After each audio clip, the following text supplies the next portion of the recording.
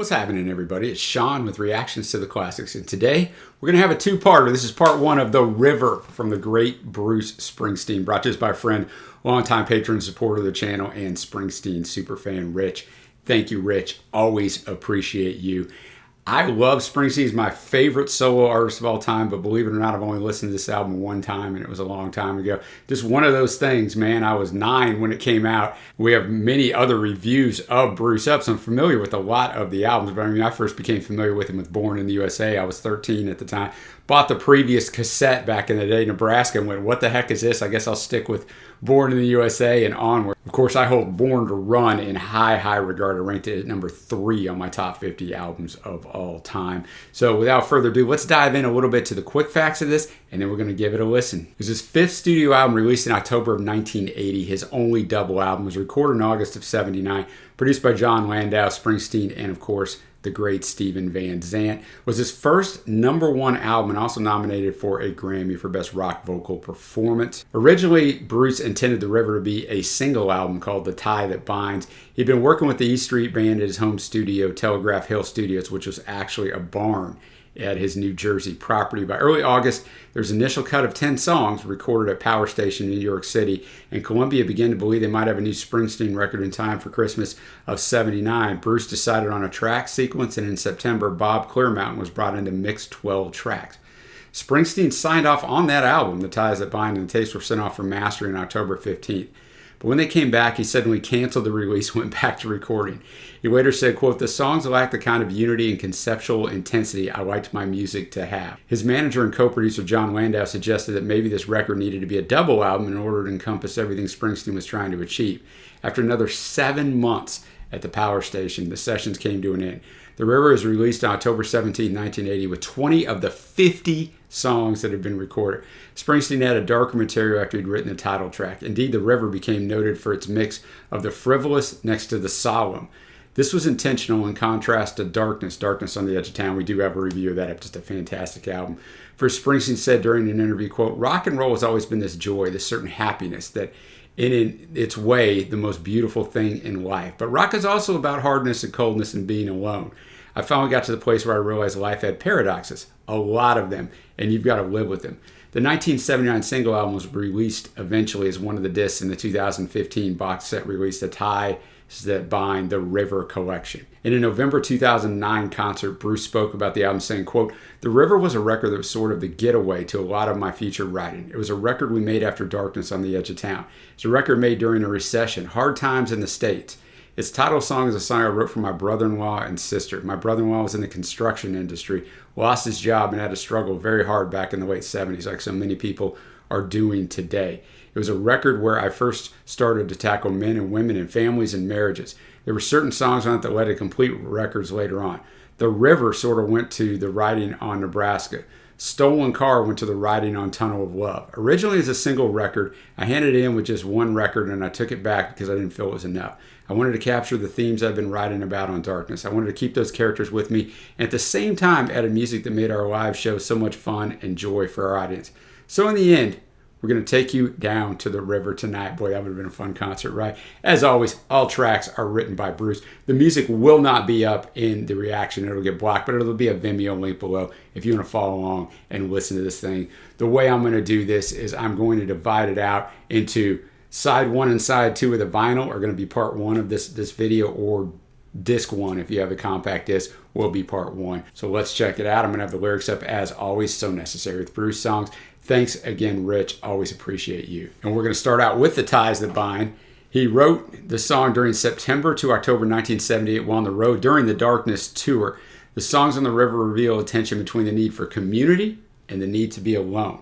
This song, along with Two Hearts and Out in the Street, is one of the key songs on this album about the need for community. The Ties That Bind. What a great song, man. I'd never heard that song. The chorus was very interesting. I didn't know what I thought of it the first time he went through it. The bye-yi-yi-yi. But wow, man, that was just fantastic. He's basically singing to this girl who has pushed everybody away, right? She doesn't want any community with the community thread. She doesn't want to be with anyone. She'd just rather be by herself. He says, "You've been hurt and you're all cried out. You said you walked down the street pushing people out of your way. You packed your bags and all alone you want to ride. You don't want nothing, don't need no one by your side. You're walking tough, baby, but you're walking blind to the ties that bind. And then he does the chorus, the ties that bind, now you can't break the ties that bind. And then just talking about the romance in the second, cheap romance in the second verse. And then in the bridge, I liked it. Bruce says, I'd rather feel the hurt inside, yes I would, darling, than know the emptiness your heart must hide. So in other words, I'd rather try chances on relationships and be with people than not even try at all and just have that loneliness. And Clarence has a great solo in there. And then I think they're kind of... they're maybe kind of getting together in verse 3, but a great way to start. Shout out to Max Weinberg's drumming on this too. It's tremendous. Now, usually there's a lot of research on Bruce's tracks, and there are on a lot of these, but there's a few of these songs I don't have anything on. This is one of them, Sherry Darlin. Let's check it out. Sherry Darlin. Interesting song, interesting vocal delivery, right? A little party atmosphere. Everybody's coming in on the chorus, so a fun song. I don't know what I think of Bruce's vocal delivery on this, but it's the first time I've heard it. Interesting story just about the fact of Sherry's mother-in-law. It's not working out for Bruce, right? Those mother-in-laws, they're kind of a package deal, but Bruce mentions he didn't realize that at the start. So verse 1, he's taking Sherry's mom down to the unemployment agency, as he does every Monday. Well, this morning, I ain't fighting her. I give up. Tell her she wins and she'll just shut up. But it's the last time she's going to be riding with me. And then the chorus, you can tell her there's a hot sun beating on the blacktop. She keeps talking. She'll be walking that last block. She can take a subway back to the ghetto tonight. Well, I got some beer and the highway's free and I got you and baby, you got me. Hey, what do you say, Sherry Darlin? So Bruce is going to take the big step of kicking the mother-in-law out and making her walk. Usually that's the last step you take with the girl, but you never know. And then he's talking about there's girls down on the beach in verse 2, but he's stuck here on 53rd Street. Now, Sherry, my love for you is real, but I didn't count on this package deal, and baby, this car just ain't big enough for her and me. So here's the thing, guys. If you're going to get with a woman, you plan on marrying her, it is a package deal. Now, sometimes it works out, and the mother-in-law is great, and sometimes you live a long distance away, and you don't really have to worry about it. But most of the time, it's a package deal. So Bruce is figuring that out the hard way. And I did read that this was supposed to be on Darkness, and they left it out. This song would not have fit on Darkness on the Edge of Town. So wise move to move it over here. Now we're going to go to the third track, Jackson Cage. Don't have anything on this one either. Let's check it out. Jackson Cage. I did read that Jackson is a town close to where Springsteen was born. So it's probably what this is indicative of. It's really just talking about this woman who's trapped in this mundane life, right? She can't get out of it, which is what so many people go through. It's not necessarily a bad thing, but he's just kind of delving that out. Driving home, she grabs something to eat, turns a corner, and drives down her street into a row of houses. She just melts away, like the scenery in another man's play, into a house where the blinds are closed. To keep from seeing things she don't want to know, she pulls the blinds and looks out on the street. The cool of the night takes the edge off the heat. So that's how he starts out. Bruce always gets right into, exactly where the song's going. And then in the Jackson Cage, maybe the cage because she's trapped in it. Down in the Jackson Cage, you can try with all your might, but you're reminded every night that you've been judged and handed life down in the Jackson Cage. Verse 2, he talks about every day ending in wasting motion. Little girl, you've been down here so long, I can tell by the way that you move, you belong to. And then another, a little bit different chorus, but still starts out with the Jackson Cage, down in the Jackson Cage. And he's coming in at the end, baby, there's nights when I dream of a better world, but I wake up so downhearted, girl. I see you feeling so tired and confused. I wonder what it's worth to me or you, just waiting to see some sun, never knowing if the day will ever come, let alone standing out on the street till you become the hand that turns the key down in Jackson Cage and get the chorus again. So I think the night a lot of times in Bruce's songs, represent kind of hope in the streets, kind of freedom, like all the racing songs and stuff. So maybe there's a little freedom here, but the next day you got to go back to work, right? That's kind of the mundane of life. This song very dominated by Max's drums and also by Roy's piano. And then we had a harmonica solo instead of a sax, but not a lot of guitar so far on this album for a Bruce album. Now we're going to go to the fourth track, Two Hearts, short little tune here. Let's check it out. Two Hearts, one of those songs like The Ties That Bind that started us out on this reaction that is encouraging community, right? He says, I went out walking the other day, seen a little girl crying along the way. She'd been hurt so bad, she said, never love again. Someday your crying, girl, will end and you'll find once again. And then the chorus, two hearts are better than one. Two hearts, girl, get the job done. Two hearts are better than one. Once again, great drumming, great piano work, very up-tempo, very energetic. Enjoyed this one. In verse 2, he turns to himself. Great verse. Once I spent my time playing tough guy scenes, but I was living in a world of childish dreams. Someday these childish dreams must end to become a man and grow up to dream again. Now I believe in the end, two hearts are better than one. Two hearts, girl, get the job done. Two hearts are better than one. So talking about that tough guy persona, right, that a lot of us have in our 20s. If you're in your 20s, you may have it already. But then we realize, you know what, I can't do this whole world all by myself. I need others. In verse 3, he's talking, sometimes it might seem like it was planned for you to roam empty-hearted through this land. Though the world turns you hard and cold, there's one thing, mister, that I know, that if you think your heart is stone and that you're rough enough to whip this world alone, buddy, there ain't no peace of mind. That's why I'll keep searching till I find my special one. And then he goes into the chorus again. So now he's talking to a guy who might be telling him, dude, you can do this by yourself. I don't need anybody. You may need somebody. But Bruce is like, you got to humble yourself, man. You're going to need others in this life. Now we'll move to the last track on side 1 of the original vinyl. We got Independence Day. And in 2015, Bruce stated that he regards Independence Day, Point Blank, Stolen Car, and the title track as being the, quote, heart and soul of the River album. It's one of the darker songs on the River. The lyrics are about a home that can no longer hold both father and son. The song is sung by the son to the father. The son recognizes that despite their similarities, the father and son would never agree, but just continue to argue constantly. And so it was time for the son to leave home.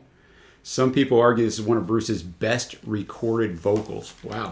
All right, let's do it. Now that is a fantastic song. I mean, wonderfully put together, from obviously Bruce's powerful writing to his powerful vocals to the instrumentation put together just right. I mean, he starts out with acoustic and just real chilled. Then we're going to build into those drums and some stuff. I knew after verse 2, like, Clarence's sax solo fits perfect with the tone and the mood of this song. But, you know, and I relate to this song not because my dad and I are alike, like we're as polar opposite as you can get, man, but this was our relationship. Like, we just could never get along.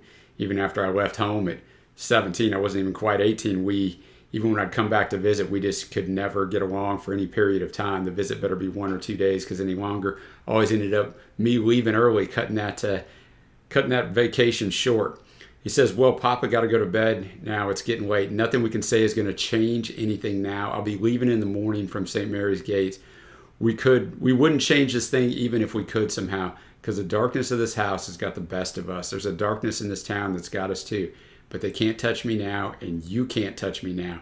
They ain't going to do to me what I watched them do to you. So, I mean, that's a fire first verse, man. I'm not going to end up like you, and I'm not going to end up feeling like you do.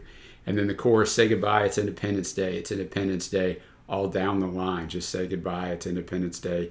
It's Independence Day this time. Verse 2, now I don't know what it was with us.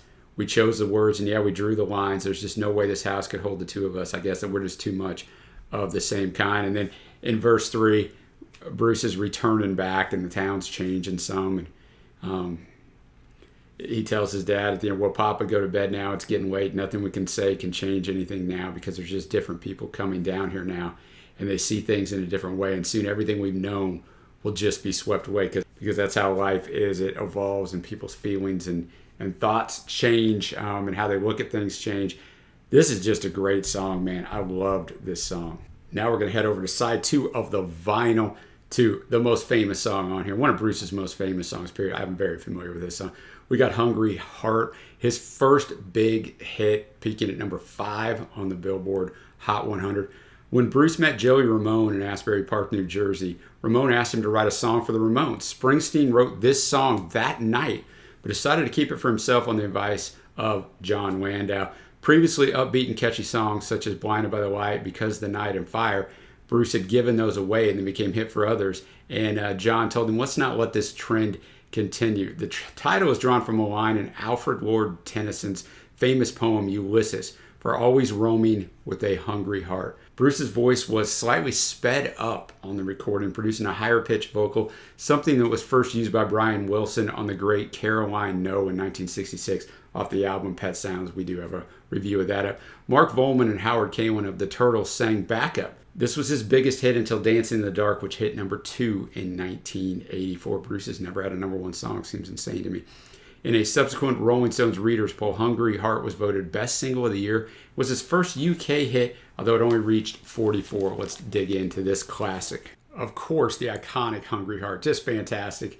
I never get tired of this song. I've heard this song a ton of times. Once again, Roy's keys here are just iconic to the importance of the song. The song is very interesting, right? Because it's a sing-along. It's got such an upbeat musical style to it, yet the lyrics are dark, man. Because, he starts out, got a wife and kids in Baltimore, Jack. I went out for a ride and I never went back. Like a river, so it keeps that river motif, that don't know where it's flowing. I took a wrong turn and I just kept going. So in verse 1, Bruce abandons his wife and children. So he takes off and tells him he's going to be back in a little bit, and he never comes back. And then the chorus, everybody's got a hungry heart. Lay down your money and you play your part. Everybody's got a hungry heart. So he's trying to say, look, we're all searching for something that makes us happy. And so that's what he's doing, and that's why he left. And then he met her in a Kingstown bar. We fell in love. I knew it had to end. We took what we had and we ripped it apart. Now I'm down in Kingston again. So, he had met her in this bar and they got married, but now he's back there again, just alone, drinking, and gets back to the chorus. And then verse 3, everybody needs a place to rest. Everybody wants to have a home. Don't make no difference what nobody says.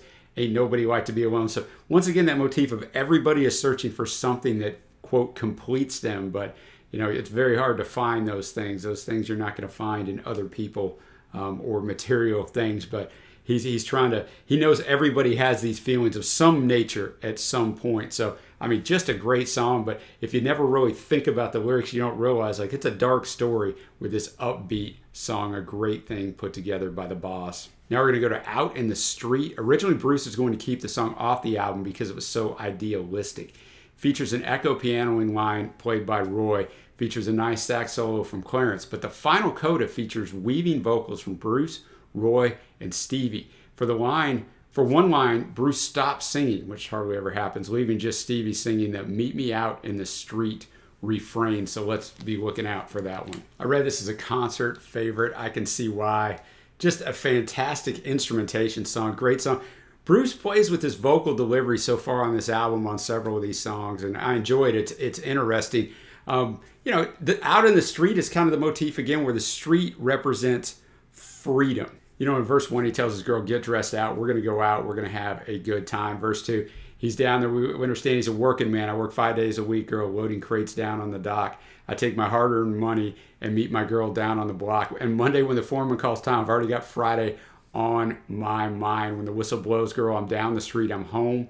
I'm out of my work clothes. And then the chorus, when I'm out in the street, I walk the way I want to walk. When I'm out in the street, I talk the way I want to talk. So that freedom, right, on the street, the man ain't holding me down. I'm not my job. I can do whatever I want. And when I'm out in the street, girl, well, I never feel alone in the crowd. Well, I'm out in the street, girl, in the crowd. I feel at home.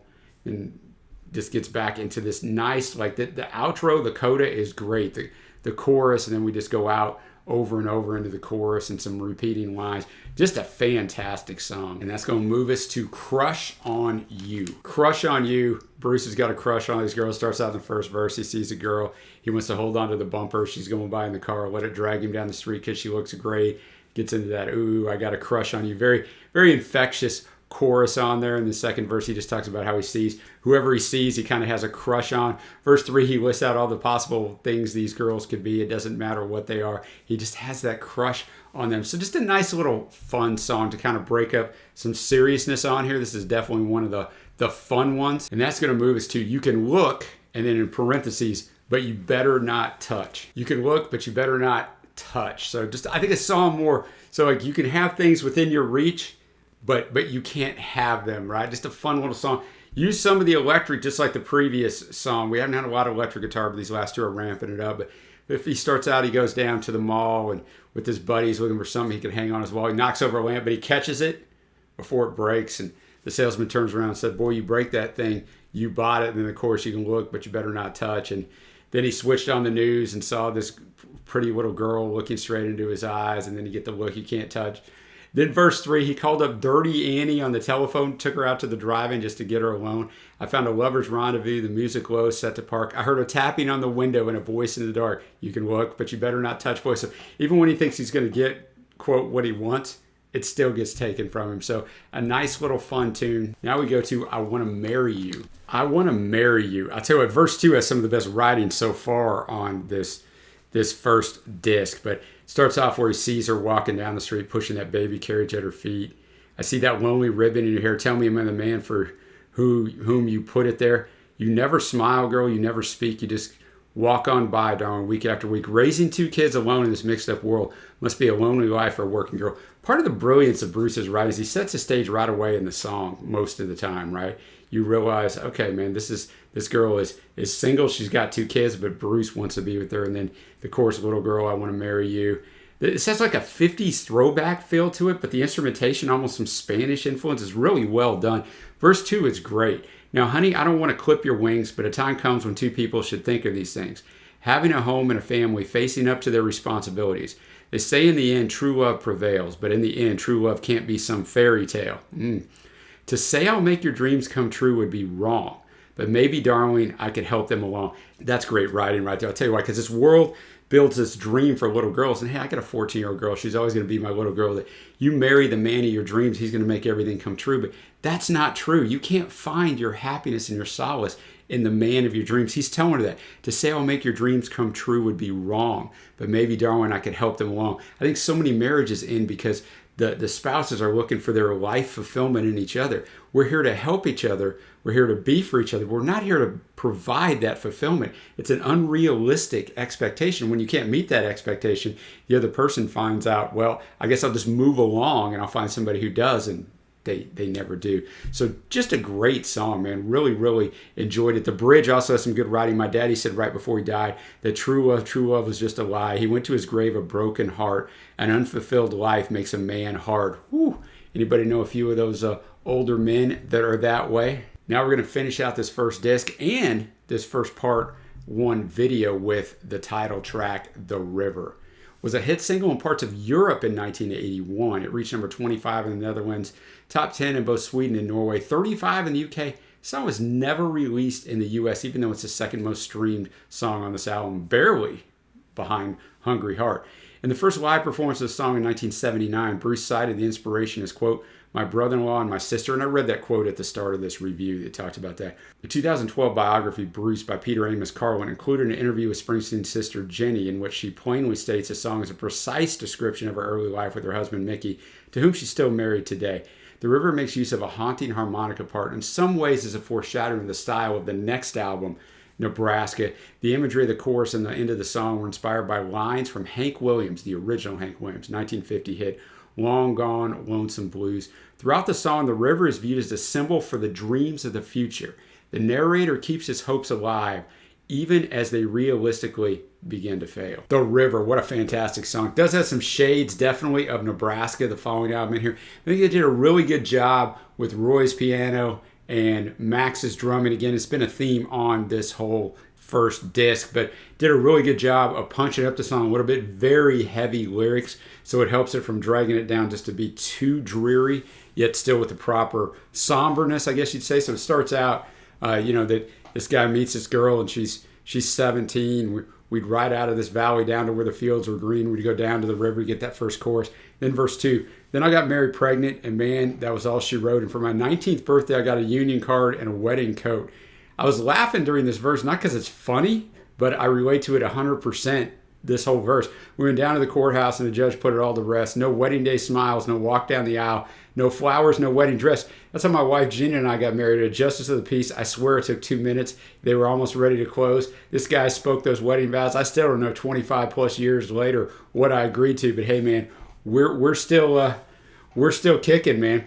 And that night we went down to the river, and then he gets the job in construction, but lately there ain't been much work.